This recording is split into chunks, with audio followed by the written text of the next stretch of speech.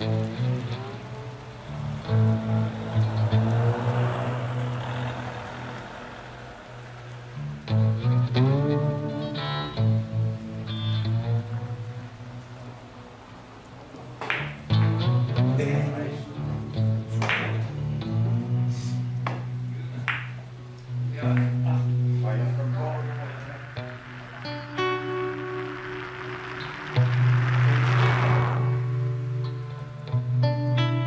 het u voor, 1952. Het woudengebied in Friesland en dan een klein dorpje daar, Houtige Hagen.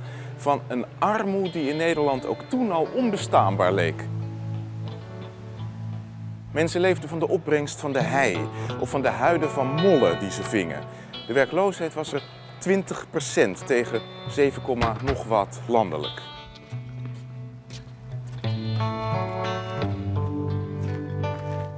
Die Jermoed van Eerst-Friesland wie eind 19e eeuw een vruchtbare boeien voor het socialisme. De invloed van Domela Nijenhuis en Pieter Jelle Stroelstra die Houtige Hagen te veel. De arbeiders in het veen staakten regelmatig. Maar Houtige Hagen, zoals Keerten is kruwen, droeg het cianoerstelde van een staking. Zullen we gaan beginnen? Ja. Willen jullie je jassen kwijt of hou je die aan? We hebben de jassen in de bedsteeg gedaan. Ik versta Fries. Later. Misschien gaat er wat gebeuren.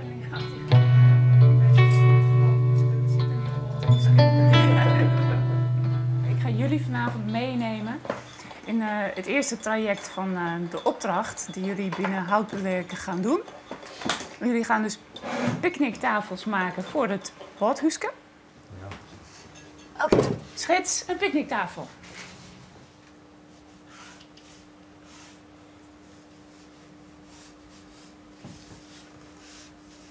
Nou, hier komt al heel wat.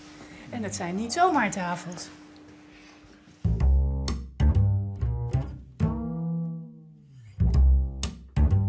Kunst kijken en zelf aan kunst doen doet iets met je.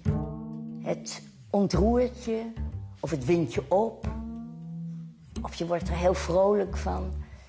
Het laat je, als het goede kunst is, niet onberoerd. En dat geldt ook voor de mensen die op hoge leeftijd zelf kunst gaan beoefenen. In de hoeken van kunst en cultuur wie de Alderijn lange tijd wat een verjitten doelgroep. In de Ronestad werd al jaren alle waardingen om die achterstand in te heljen. Krasse kunst is een succes. Come and sing a simple song of freedom. Ook in Friesland werd bezocht cultuurparticipatie voor ouderen, handen en voeten te gaan. Kunstwerk pakt het op. In de zomer van 2017 werd op gewoon plakken in de gemeenten Smellingerloon en Achtkarspelen onderzocht wat nou correct het verlet van ouderen is. Net zomaar wat aanbieden dus, maar vreeg je, praten, luisteren naar wat er libbert in het dorp. Van jaar tot dag hebben we natuurlijk heel veel technieken. En dat soort ook kennen, dat is voor heel veel mensen die doof worden, die kennen het net met heren. Maar muziek is natuurlijk ook veel. Nu binnen wij als Frieske meisken net zo gauw met ons bleer te gaan over wat we vielen. Maar het is natuurlijk wel zo, je vriendinnen of overlijden of worden ziek. Maar er zijn heel veel mensen die willen jongens net meer voor. Ja. En dan is hoe die haar tier en je komt bij elkaar. En dat is mijn van het dealen. En dan, aan de slag, met de idealen van Hedy Dancona op het platteland. Na een simmer van opvondelje en tariëren startte in Houtige Hagen maar liefst 3 cursussen. Houtbewerkje, doens en beweging en koorsjongen.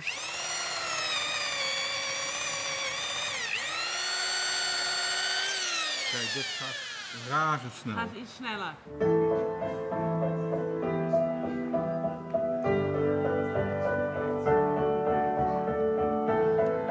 Little Tommy Tinkers, little Tommy Tinkers, little Tommy Tinkers, little Tommy Tinkers. He begins to cry. In gewoon Oorendwarpen kjellet het volle dreger met het opstarten van cursusgroepen. Wat is het geheim van Houtige Hagen? De flyers die ben dus aankomt tongen en dan brengen we die nou even bij langs. Ik heb ze dus sorteerd op stritten. Kunstwerk zocht in alle dwarpen naar onjagers van tijd voor talent. Minke Slotengraaf had werken als accountant assistant in Drachten. Die ben er nog net. Zullen we aandelen bij? Trots ziekte rekken ze uit het werk. Ja. Maar stilzitten, dat is niet van Minke. Die bezwaar je even flyers bij langs. Ik zei je nou even niet in Jan. Waarvan? Nou, wie bent wanneer je met koorsjongen en dansers en...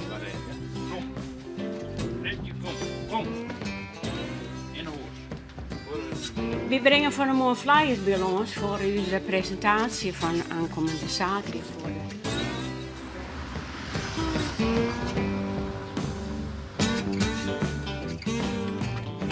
Ah, daar is het alweer. Ja, goeiemorgen, Ineke. Ik wil hier graag een flyer brengen voor zaterdagmiddag. Ja.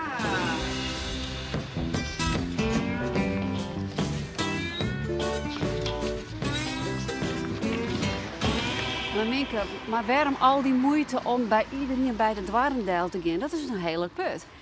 Ja, maar we hadden dus ervaring met de kranten. Als je iets in de krant zet, dat komt er net altijd in. En dan weten de meesten het net. En wie gaan ervan uit? Iedereen kent het weten. En waar ze komen, dan komen ze. Maar dan kunnen ze net zeggen, ja, we wisten het net.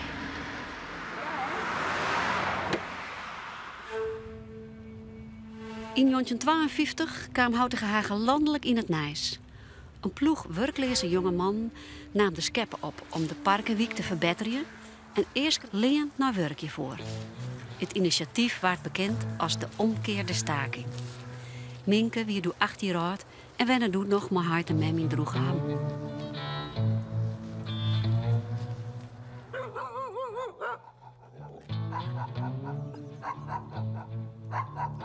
Die arbeiders die zeiden, dat gaan we aanpakken. Wij gaan gewoon zorgen dat de Parksterwiek dat weer begaanbaar wordt.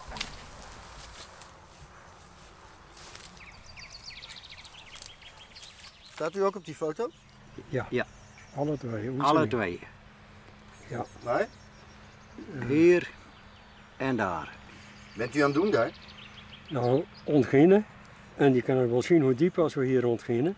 Want je kijkt maar naar die mensen, hoe diep is die in de sluif staan. Kijk, die mensen die hier voor staan, die hebben dat allemaal losgemaakt. Ja. En wat daar achteraan komt, die zijn allemaal aan het egaliseren. Met die, die maken dat allemaal vlak.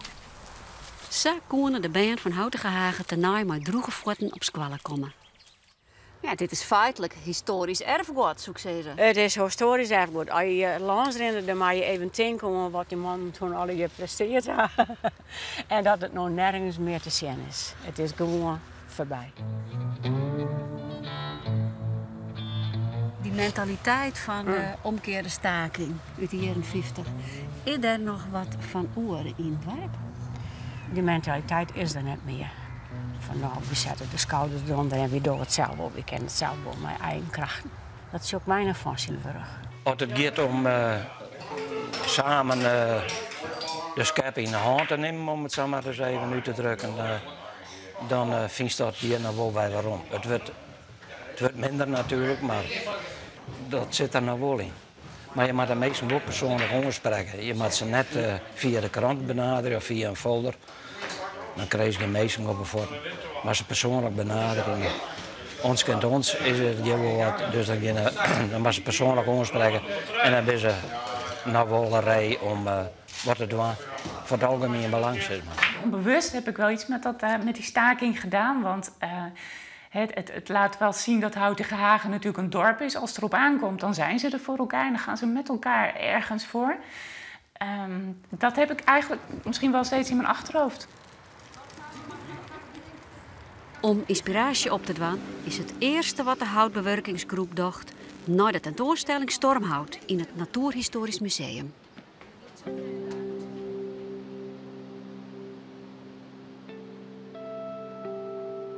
Deze opstelling en deze bureaukast en die stoel.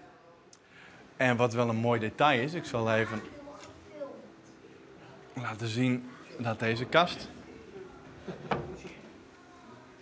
zo dus ook gebruikt kan worden. Het hout wat intact was, daar kun je op zitten en tegenaan leunen.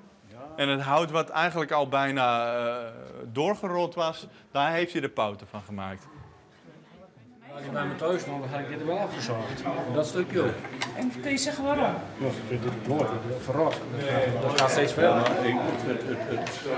Het pulvert wel verder. Ja, dat gaat wel verder.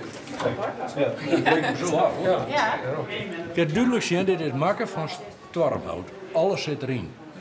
Ik vind dit helemaal bankje. Alleen dit ging er bij mij wel af. En dat ook. Eerste bezoek aan het Natuurhistorisch Museum van Stormhout. We hebben daar zeker inspiratie op gedaan, want de opdracht was picknicktafels. Nou, er staan er hier wel 3. We meten de maten op en dan gaan we er 2, 3 maken. Dus wat verbaasde mij op het moment dat de mannen en Petra, de enige vrouw die meedoet, aan het ontwerpen gingen. Er was niet één die ook maar een beetje leek op de bestaande picknicktafel.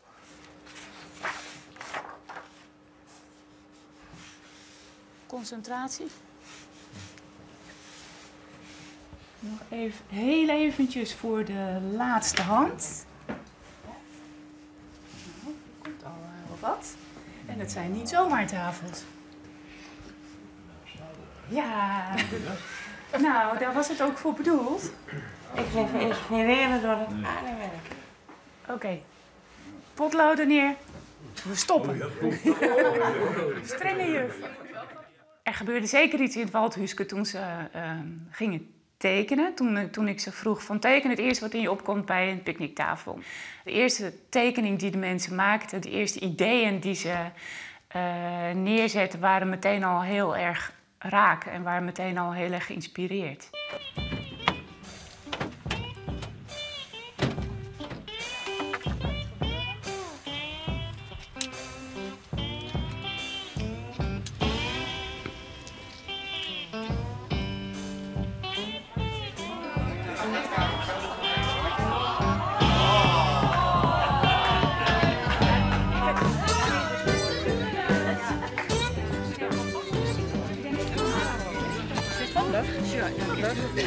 Zo, hier een maatje groot.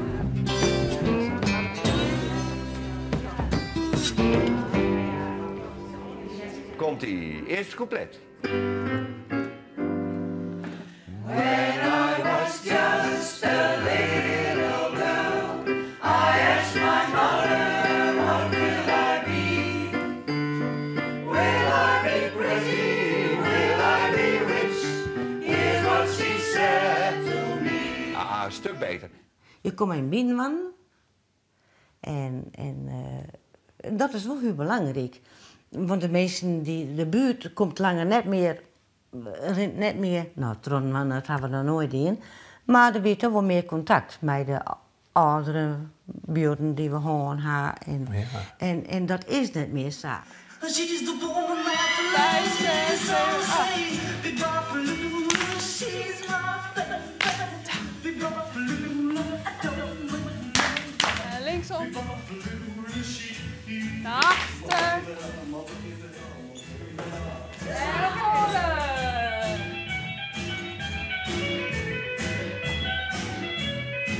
En de armen. Ja, prachtig. En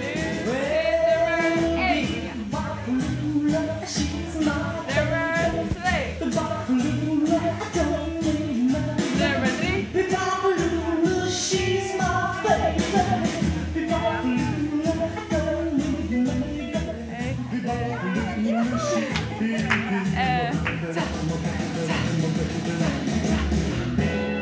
Yes, mooi, mooi, mooi, mooi. Ja, en dat was ook echt meteen raak met dat Bibopalula. ik vond het heel erg leuk meteen. Gewoon die, want je merkte meteen dat die energie omhoog ging doordat mensen dat van vroeger kenden. Dus ik vond het meteen zo super. Ik zag meteen de rest voor me. elke maandagjoen is het biljarten in café Sportlust. Al haast 50 jaar kiet dat hier zo om en ta. De ouderijen binnen hier liefdevol opgenomen in de competitie. Voor haren geen douche, jongen of picknicktafels ontwerpen. Nee, 8 jaar alleen, net met vrouwen overleden. Dus toen ben ik hierheen gegaan. Om te verdienen, jaren en ja. Ja. Nou, dat heb ik goed gevallen. Ja. Dus Ja. ik leid je nou achter hier. Ja, maar een beetje vertier zeker dan, hè. Dat is ook niks. Ja. Maar geen goede björn, hè. Ja, dat kan een stuk. Die zie je eten, brengen ze mee wat. Dat is jou, ja. En een vrouw. Fantastisch. Ja, Ja. hartstikke fijn. Het smaakt jou wat. Ja, dat smaakt er altijd. Ja. Wat Ja, die- daar heeft niks onder lijn. Björn heeft niks onder lijn. Mooi. Dus mensen passen een beetje op jou. Ja. Ja.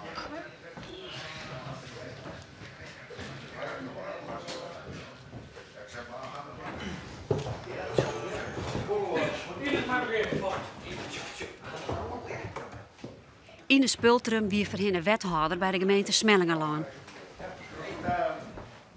Maar hij is ook een Pultrum van de socialistische tak die maaidie aan de omkeerde staking. En zijn oerpaken liet het café del zetten. Ik had net het idee dat we hier in Houtige Hagen, ik zie die sociale cohesie die er wel is, dat er mensen voortsloepen in de zin van eenzaam verpauperen, bij wijze van spreken. Ik denk dat de kijk op dat soort mensen groot genoeg is om dat wat te voorkomen.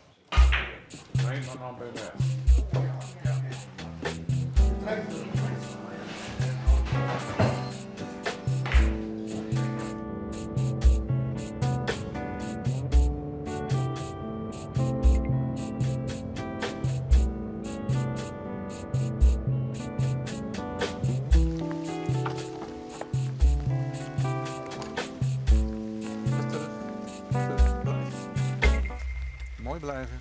Harry van der Velde waard uit 40 kandidaten kiezen als beheerder van het Waardhuske Hiem. In Jontje Jochen wie in deze sociale wennings een noviteit en een hele verbetering na de plaggenhutten. Op het Hiem konden de mensen wat groente en fruit verbouwen en een guide houden. Het is nou een Lieds museum. Nou, zo. Ik zal even de kachel omhoog doen, want straks komt er een groep. Het is erg koud nu.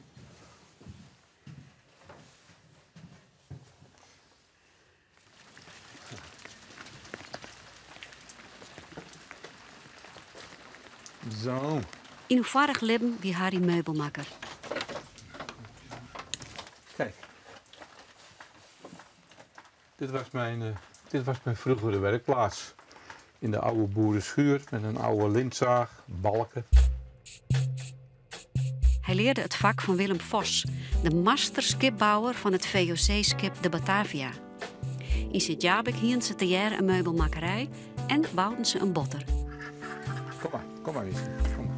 Ga maar halen. Kijk, nu haalt zij de ene naar mij toe. Maar Harry's vrouw verstoor en ik kreeg malheur maar de zoens. De ene, als ik dan even dit zo doe. Als Harry Harrewar maakte hij zijn entree in het circus. Als dompteur van Lietse Bisten. Goed zo, dat is gedaan. Doet Keustwerk in Houtige Hagen onderzocht wat het verlet van de ouderen wie Harry er ik bij. Kom brengen. Goed zo.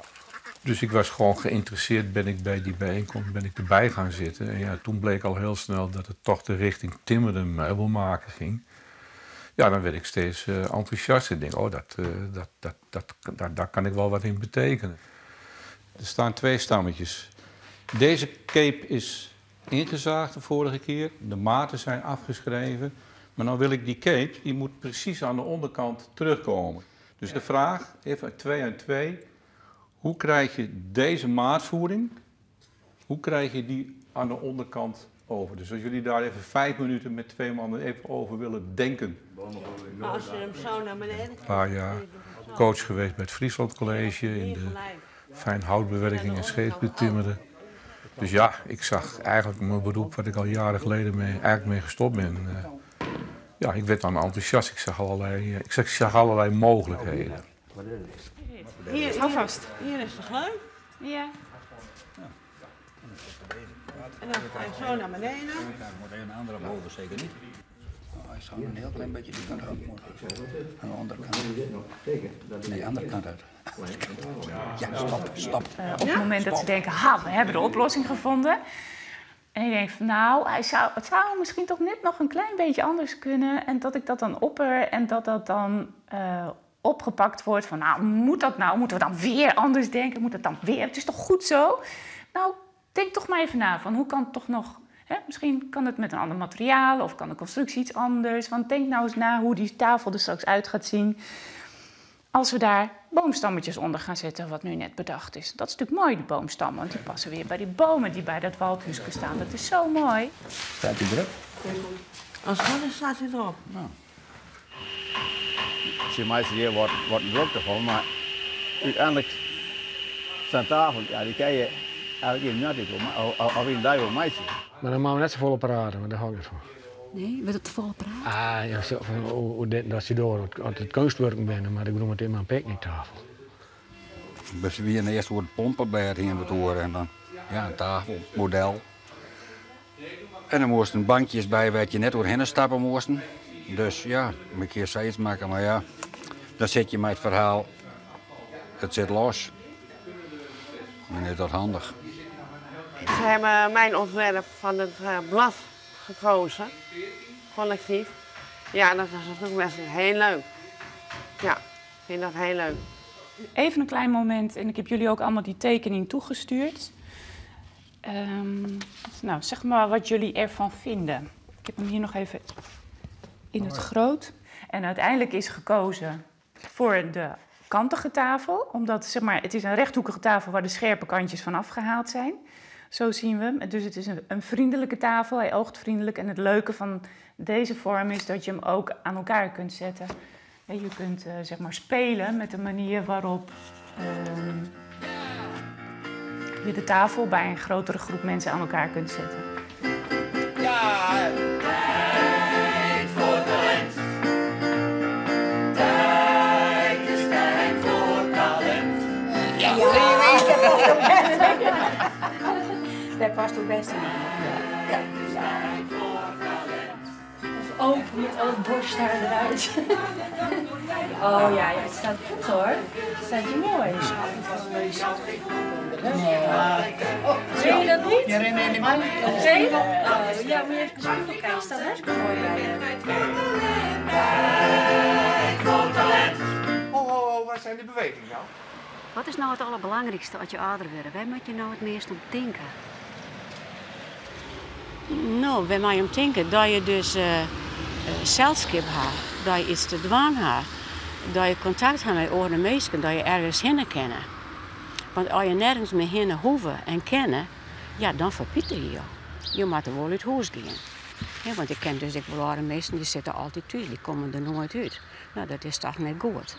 Ik weet het voor mezelf wel. Ik ben met verschillende dingen bezig. En dat houdt je jong. En je belangstelling bloedt ik jonger voor de wereld. Gewoon voor de hele wereld, overal voor.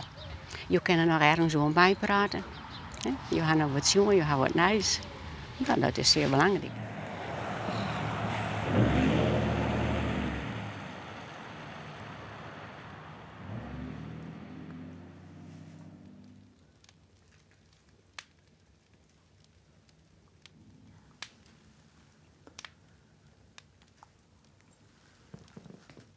Jongen hak ik altijd in.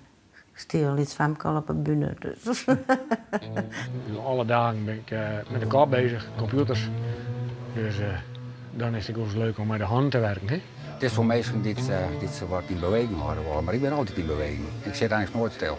Er zit van iedereen wel wat in. En die denkt dit en die denkt dat. En, nou ja, en die hier misschien zagraag wel. Nou ja, van iedereen zit er wat in. Nee, dat is wel mooi. Ik heb een heel druk sociaal leven. Maar het is wel leuk om mijn dorpsgenoten wat beter te leren kennen. Ik ben creatief, ik ben enthousiast. Nou, dat is een positieve energie. Alleen ik moet het gewoon rustig aandoen. En ja, daar ben ik al jaren, daar worstel ik echt mee. Dat juist de man wordt, door dat net meer weten. Dat ligt het meer van, dat ligt het meer voor heel slim.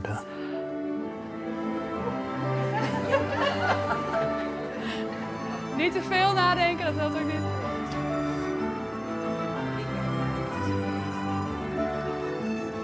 Het motto van Tijd voor Talent is: kunst en cultuur verbindt, stimuleert en is zoen. Voor ouderen geldt dat dus lieke goed als voor jongeren en misschien nog wel meer. Het is ook empirisch aangetoond dat mensen die aan actieve kunstbeoefening doen minder depressies hebben bijvoorbeeld dan mensen die het niet doen. Er zijn ook dokters die cultuur op recept geven als er mensen bij ze komen. Waarvan zij dan denken, nou ja, wat jij eens moet doen, je moet jezelf wat gewoon jezelf met kunst bezighouden. Kijk, hier en hier kun je naartoe. En dat heet dan kunst op recept. Ik denk dat er een oerhiet wijze maar die dat organiseert. En in die zin vind ik het wel een hele mooie greep van kunstwerk om dat soort initiatieven in te werpen.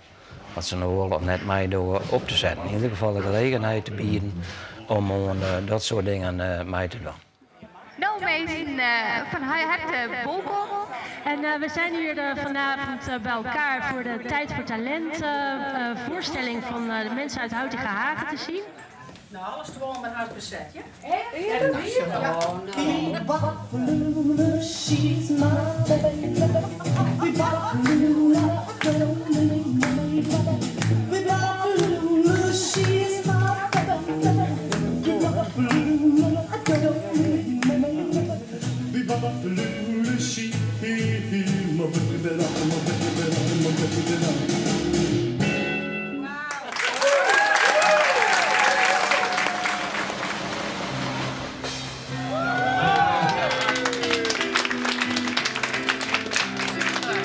Maar je leert altijd.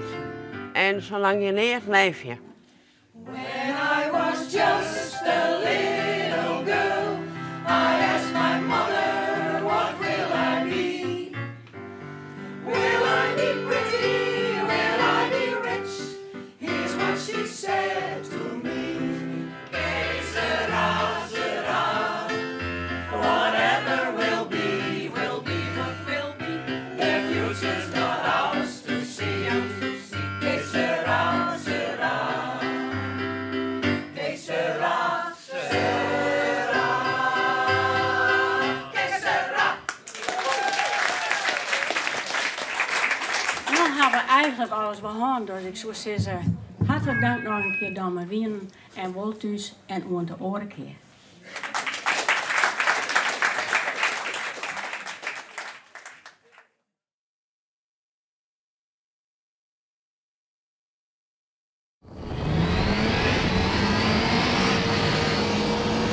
Eerst een hubbeltje, kijk maar als je een beetje loskomt en dan ooi.